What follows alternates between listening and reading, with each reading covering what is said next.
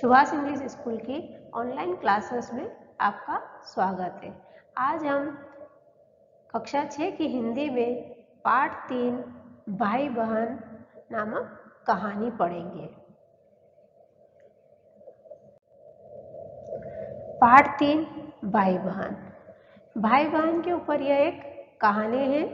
इस कहानी को मैं आपको इस तरह से समझाती हूँ। लेसन पढ़ेंगे अपन। लेसन में यहाँ से शुरुआत होती है कि एक छोटा बच्चा जो रहता है कमल नाम का, वो रोता हुआ अपनी माँ को किस तरह से बुलाता है और किस तरह से भाई बहन झगड़ते और माँ उसको समझाती है। माँ माँ हाय माँ, माँ हाय। एक बार, दो बार, पर तीसरी बार बेटे की हाय हाय की करुण पुकार सुनकर माँ सावित्री सहन न कर सकती और कार्बन पेपर और काफी वहीं कुर्सी पर पटक कर शीघ्र ही उसे बाथरूम रूम के दरवाजे के पास खड़े कमल को गोद में उठा लिया और चुप चुप पुचकारते हुए कहा, बच्चे सवेरे सवेरे ऐसे नहीं रोते। तो निर्मला, बच्चा क्या कहता है कि तो निर्मला मेरा गाना क्यों गाती है। निर्मला उसकी बड़ी बहन है। तो वो कह रहा है कि निर्मला मेरा गाना क्यों गाती है और उसने मेरी सारी कमीज छींटे डालकर गीली कर दिए हैं। स्नानागार में अभी भी पतली सी आवाज में निर्मला गुनगुना रही थी, कुछ गाना गा रही थी।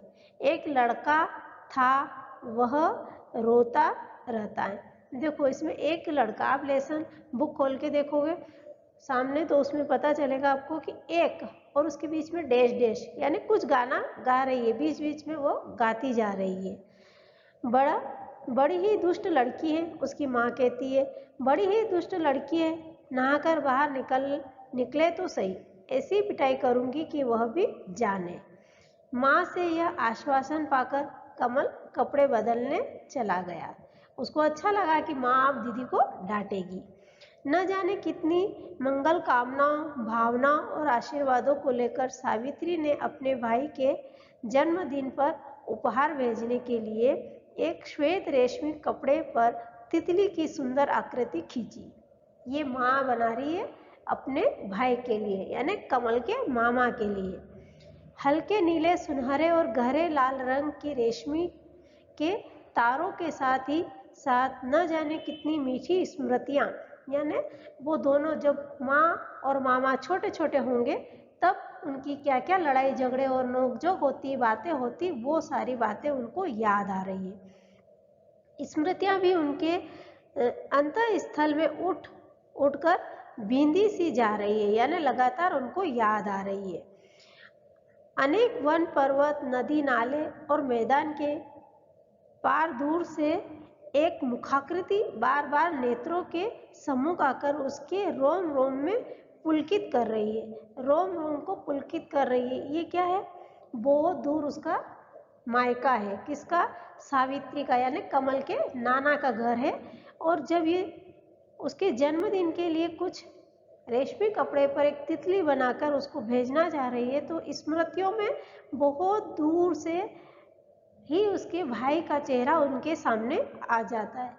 कभी ऐसा भी लगने लगता है कि मानो सामने दीवार पर लटकी हुई उसके भाई नरेंद्र की तस्वीर हंसकर बोल उठेगी। यानी कमल के मामा का नाम है नरेंद्र और वो अभी हंसकर बोल उठेगा उसकी बहन सावित्री से। सावित्री की आंखों में प्रेमाश्रु छलक आए। प्रेम, दो प्रकार के आंसू होते हैं, एक तो आनंद के आंसू और एक रोने के आंसू, जो दुख भरे आंसू होते हैं, और तीसरे आंसू भी होते हैं जो छल कपट के होते हैं, ऐसे झूठे मूठे रोने। तो प्रेमाश्रु, यहाँ बहुत ही प्यार भरे प्रेम के आंसू छलक आए। तितली का एक पंख काड़ा जा चुका था, यानी कि बनाया जा चुका था, हाथों से कढ़ाई की जा रही थी, किंतु दूसरा आरंभ करने से पूर्व ही कमल की सिसकियां और आंसुओं ने सावित्री को वहां से उठने के लिए विवश कर दिया। यानी कमल रोने लगा, इसलिए उसकी माँ उठकर वहां से चली गई। स्कूल की चीजों को बैग में डालते हुए निर्मला के निकट खड़े होकर सावित्री ने ऊंची आवाज में कहा, निर्मला तुम्हें शर्म नहीं आती है? निर्मला अपने भाई से, कमल से 4 साल बड़ी है। शायद इसलिए वह कमल पर रोब जमाती रहती है। बात बात पर उसे डांट देना, उसकी किसी भी चीज को छूने ना देना और जरूरत पड़ने पर उसका इस्तेमाल करना, ये बड़ी बहन थी, है ना। इसीलिए क्या होता था कि छोटे भाई को डांट देती थी और उसकी जरूरतमंद चीजें भी ले लेती थी और अपनी चीजें उसको नहीं देती थी। तो निर्मला को उसकी मम्मी ने डांटा, यानी कि सावित्री ने डांटा, तो निर्मला सिर नीचा किए मुस्कुरा रही थी। यह देखकर माँ का गुस्सा और भी अधिक बढ़ गया। उसे ऊंचे स्वर में कहा, रानी जी, बड़े होने पर पता चलेगा जब इन्हीं दुर्बल सूरतों को देखने के लिए तरसोगी। यानी कि कहते हैं कि जब तुम बड़े हो जाओगे, भाई बहन एक दूसरे से दूर हो जाओगे, तुम्हारा विवाह हो जाएगा और तुम दूर चली जाओगी, तब तुम्हें तुम्हारे भाई की बहुत याद आएगी। भाई बहन सदा साथ नहीं रहते। माँ की झिझकियों ने बालिका के नन्हे मस्तिष्क को एक उलझन में डाल दिया। अब वो निर्मला सोचने लगी कि ये कौन सी बात है कि हम दोनों साथ नहीं रहेंगे, है ना। विस्मय सी होकर वह केवल माँ के क्रूर चेहरे की ओर देखती रही। गंभीर कौतूहलपूर्ण दृष्टि डालकर कहती है। करीब आधे घंटे बाद चिंतित उदास सुख मुख लिए निर्मला जब कमल को साथ लेकर स्कूल चली गई, तब सावित्री को अपनी सारी बकबक सारहीन प्रतीत होने लगी। बकबक यानी कि मैंने इतना जो कुछ कहा है वो किसी काम का नहीं है, बच्चे तो सुनते ही नहीं है। सहसा उरो याद आने लगा। उरो वो उनके वहाँ का उनके पियर व नलियाल पक्ष का। बहुत वर्ष पहले एक बात वह नरेंद्र से क्यों रूठ गई थी। छी, पहले वो छोटी थी तब उसके भाई से वो नाराज हो गई थी, तो वो कह रही कि अब उसको याद आ रही कि मैं ऐसी छोटी बात पर क्यों नाराज हुई थी। एक तुच्छ सी बात, यानी बहुत छोटी सी बात थी, उस पर मैं क्यों नाराज हुई। किंतु आज जो बात तुच्छ जान पड़ती है, उन दिनों उसे तुच्छ जरा सी बात से उतना उग्र रूप क्यों धारण कर लिया। उग्र यानी क्रोध में आना, जिसके कारण भाई बहन ने आपस में पूरे 1 महीने तक एक दूसरे से बात नहीं की थी। अब 1 महीने तक आपस में दोनों भाई बहन बात नहीं करे तो कैसा माहौल हो जाता है घर में। इसी तरह से निर्मला की भी ये हरकतें उसकी माँ को भी अच्छी नहीं लगती थी, पर निर्मला को समझाती थी। वह उसे कहती, भाई बहन सदा साथ नहीं रहते हैं।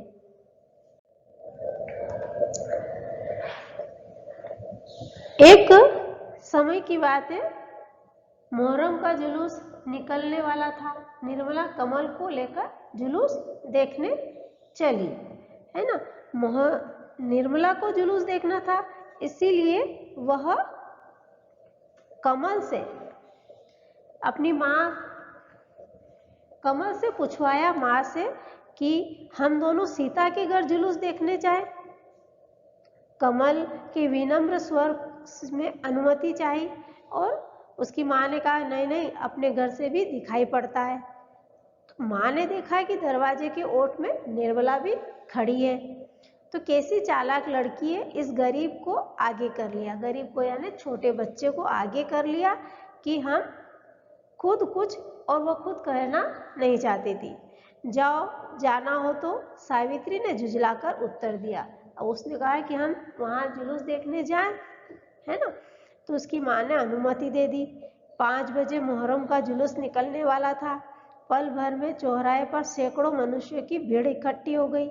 सावित्री का ध्यान कभी काले हरे रंग बिखरे वस्त्र पहने जन समूह की ओर, तो कभी जुलूस के कारण रुकी हुई मोटर गाड़ियों में बैठे हुए व्यक्तियों की ओर अनायास ही खींचा जा रहा था। इधर बालिका निर्मला के होश हवास एकाएक गुम हो गए। अब उसकी माँ अपने घर से देख रही थी कि कहीं तो बहुत सारे लोग इकट्ठे हो रहे हैं, कहीं गाड़ियाँ ट्रैफिक के पीछे रुकी हुई गाड़ियाँ दिख रही है, पर इधर निर्मला अपने भाई को लेकर सीता के घर देखने गई थी। तो वहाँ पर उस निर्मला को एकाएक उसके होश हवास गुम हो गए, यानी कि वो घबरा गई। क्यों घबराई? जब जल्दी से वापस लौटकर आते ही उसे सारे घर के घर में कमल की परछाई तक नजर न आई। व्याकुल सी हो वह एक कमरे में से दूसरे कमरे और फिर बरामदे में पंखहीन, यानी ऐसी भग रही है वो कि उसे पता ही नहीं चल रहा है कि क्या हो रहा है ना। क्यों? क्योंकि उसकी आंखों के आगे अंधेरा सा छा गया। उसे सब कुछ सुनसान सा प्रतीत होने लगा। वह माँ से कई बार छोटे बच्चों की भीड़ भाड़ में खो जाने के हाल भी सुन चुकी थी। हाँ, भीड़ इतनी काफी थी, तो भीड़ काफी थी। यूं तो निर्मला ने कमल की उंगलियां पकड़ रखी थी, किंतु पता नहीं कैसे और कब उसकी उंगली छूट गई। कमल भीड़ में कहीं खो गया। जुलूस देखने का सारा उल्लास फीका हो गया। वह कमल को खोजने में व्यस्त हो गई। वह रोती जा रही थी। उसके दिमाग में तरह तरह के अपशकुन आने लगे। पता नहीं कमल कब मिलेगा। अब वो सावित्री से भी डरी हुई थी, उसकी माँ से भी डरी हुई थी, और वो घबरा गई थी। और उसने सुना भी था कि मेरी माँ बहुत बार पहले सुनाती थी कि भीड़ में बहुत सारे बच्चे गुम जाते थे ऐसे। तो रह रह कर एक नूतन अभिनूति उसके मन में होने लगी। मुझसे भी कहीं अधिक भला माँ के दिल में भी ज्यादा किसी और को कमल की चिंता हो सकती है। यह निर्मला तो रात दिन कमल को सताया करती है। अब जुलूस समाप्त हो गया। क्रमशः दर्शकों के झुंड भी छिन्न भिन्न होने लगे। मोटर गाड़ियों का धड़ाधड़ आना जाना पूर्ववत जारी होने लगा और सामने ही फुटपाथ पर पड़ोसी डॉक्टर साहब के नौकर का हाथ पकड़कर कमल घर आता हुआ दिखाई दिया। जैसे ही उसकी माँ की नजर उस पर गई, माँ ने उसको गले लगा लिया। निर्मला, जिसका रो रो कर बुरा हाल हो रहा था, कमल को पकड़कर बार बार उसको गले लगाने लगी। भाई बहन के प्रेम को देखकर माँ का मन खुश हो गया। अगर निर्मला अपने भाई के लिए तड़प रही थी, तो कमल भी अपनी दीदी के लिए बेचैन था। ऐसा होता है भाई बहन का प्यार। और वह दोनों एक दूसरे से अब मन ही मन ये सोचने लगे कि हम अब एक दूसरे से लड़ाई नहीं करेंगे।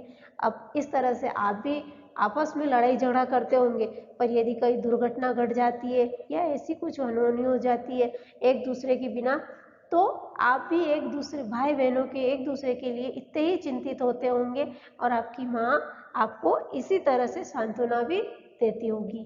यही इसी तरह का प्यार भाई बहनों का होता है, जो बड़ा ही मीठा और अच्छा होता है। धन्यवाद।